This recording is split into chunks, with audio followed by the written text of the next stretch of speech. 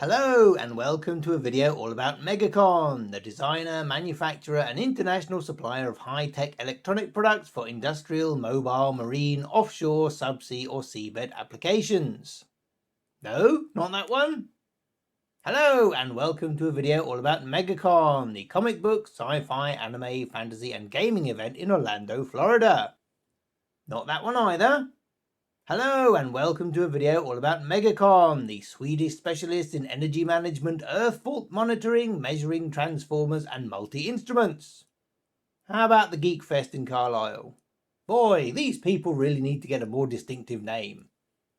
MegaCon is an online Megagame convention taking place from Friday the 19th of March to Sunday the 21st of March UK time, and could be the most fun you will have this weekend without jumping out of aeroplanes.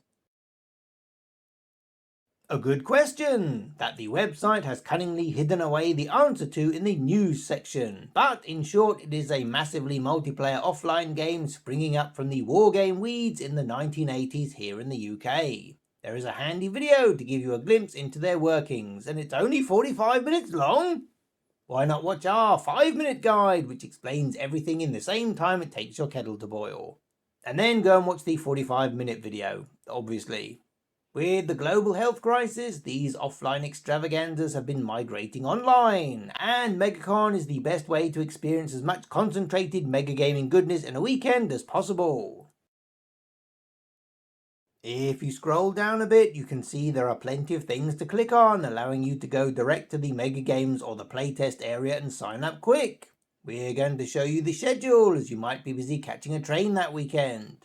Depending on your device, browser or screen size, you may be confronted with some rainbow gibberish. Just click on the month tab and this makes things much clearer. So you can see that on Friday there are no games but one playtest is running. If you click on the events tab, this gives you a list of everything on offer in order, with the start and the end listed. That last number is the hour. Is that clearer? You can click on the blue title to go to the dedicated page which gives you all the information you want, including the style of event, what ticket type you need, and a description. There are also links to the presenter and any articles or references used in creating the event, so you can swat up ahead of time. There is also a calendar button that when you push it does this. Hopefully that means something to you. Personally, we are still confused by indoor plumbing. A neat design feature is that the timetable of games and playtests stays on the right, so you can see if the event you are looking at conflicts with something you want to play in. Speaking of playing, there are 4 socially distanced games on offer, 2 each day, and they do overlap so you can't play in all 4. What are you, Mr. Megagame? They have staggered start times to make it easier for everyone around the globe to participate in at least one without waking up at 3 AM. And all your times are in GMT, as the Britons don't engage their daylight savings time till a week later. So you should find it easy to convert to your local time zone. Game 1 is Watch the Skies Lockdown, the latest in a long line of Watch the Skies games, and the series that features in the Shut Up and Sit Down videos you may have heard of. Think of it as the Model UN meets XCOM. What do you mean you didn't try it out in high school? Where's your nerd cred? Debate hard, dress well, travel often. These are your future mega gamers, people. Game 2 is Den of Wolves, possibly the second most played mega game across the globe, and one that has been run successfully online previously. It's definitely not just Battlestar Galactica with the serial numbers filed off. In case there are any NBC Universal lawyers listening, this is a totally different ragtag fleet. Game 3 is Red Planet Rising, where you play the movers and shakers of Mars 100 years after colonization. Definitely worth a look if you are a fan of 4X strategy games. It has been run before in MeatSpace, and you can check out an after-action report on the LJ Plays blog. Oh, and also one about Den of Wolves. Maybe we should have put her in the Megagame Media video. Game 4 is another beloved Megagame setting, the fantasy world of Yendor. Players will be negotiating, plotting, solving crises, competing for status, trading and resolving conflicts. Isn't that how every other Yendor game goes? There are 4 playtest games going on that vary between an hour and a half and 4 hours, and they're all free.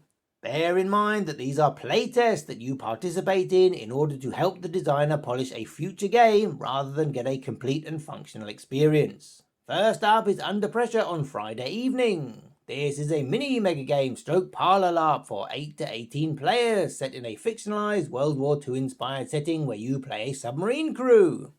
And it is hosted on GatherTown, which is part Zoom call and part Legend of Zelda, where you get a little chibi anime avatar to wander around.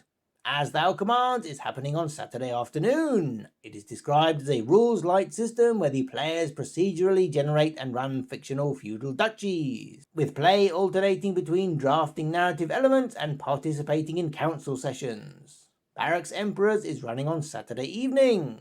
It is set in the Roman Empire circa 250 AD and players commanding legions to defend the borders against barbarian raids, etc. They link to a YouTube video to give you some historical background, which is a pretty neat channel if you are a history nerd.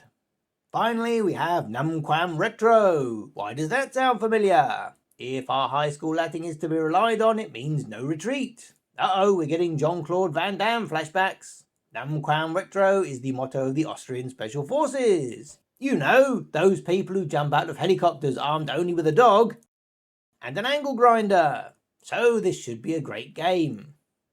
Okay, turns out this game is free from pets and power tools and is actually about the Italian front in World War I, which sounds really lame, but makes big promises of carnage, logistical complexity, tactical blundering, and ultimate futility. It is actually designed by Peter Nixon, who used to run the world's best Megagame podcast, till it was bought out by Disney, or he got bored or got a job or whatever. In order to participate and be granted access to the Magic servers where all this is taking place, you will need a ticket. This blue one here basically gets you in the door, but also allows you to be in the audience and participate in all the seminars and panels. Each Megagame has a separate ticket, even the free ones, so they know when they've filled up all their player slots. And it handily tells you any other games the one you are looking at conflicts with, and if tickets are getting low, both of which are a really thoughtful feature. Even before you buy any kind of ticket, you will need to have a Discord account so you can fill in your ID. This allows the organisers to grant you access to the games and activities you have paid for.